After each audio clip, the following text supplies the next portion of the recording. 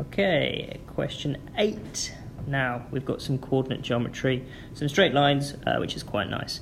What we're given first of all is L1 being y equals 2.5x plus k, which is quite nice. Quite nice because it's in that form that we're used to seeing, y equals mx plus c.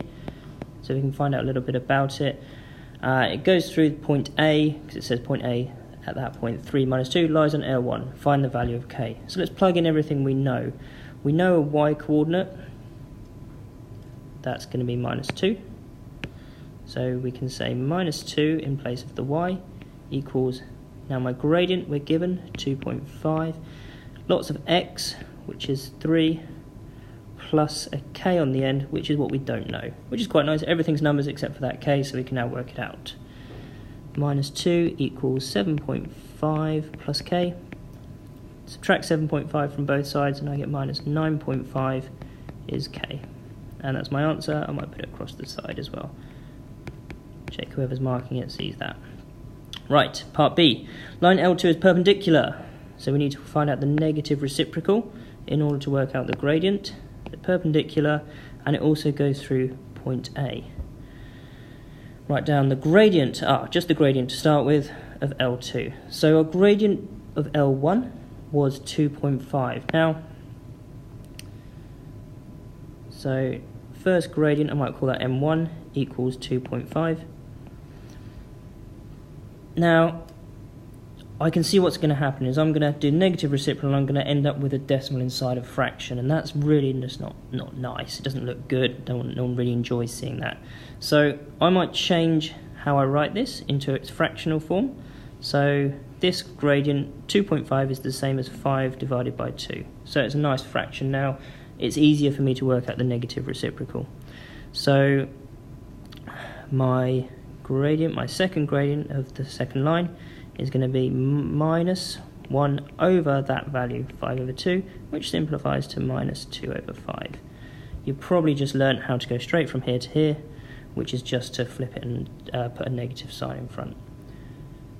So that's our gradient, that's our final answer here. Find the equation of L2 giving your form y equals mx plus c. So this is part C now, and what we're going to have to use now is that value, the fact that A goes through both of them, and that A was 3 minus 2. So the process is exactly the same as in 8a. We're going to write out in the form of y equals mx plus c, but input everything that we know. We know that y is minus 2, m is what I just worked out, minus 2/5, times by x, which is, sorry, my x coordinate, which is 3, plus c. Now, I'm looking at this, it's not becoming especially nice, so I'm going to convert again. I just got to show a bit of flexibility in terms of how I write this. So this answer on the previous part, the minus 2/5, is the same as minus 0.4.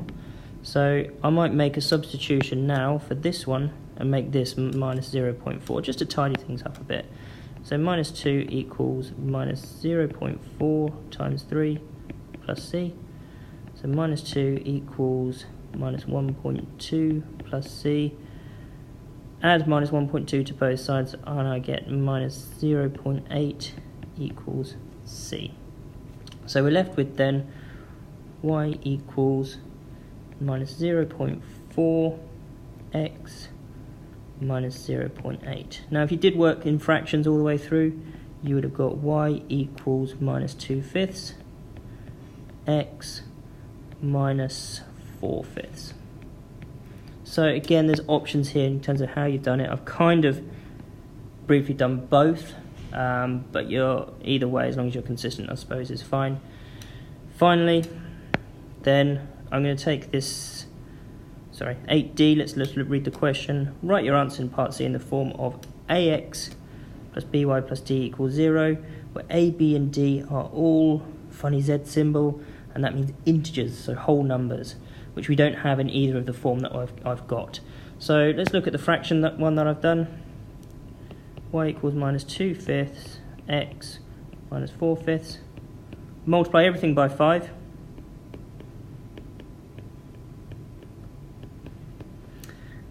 and we need to move it all across to one side. So I'm aiming for, and what I'm looking at here, is firstly the order. X is first, Y is second, and then numbers last, and equals 0 on the other side. So effectively I've got to move my minus 2x and my minus 4. So I'll add them all to both sides.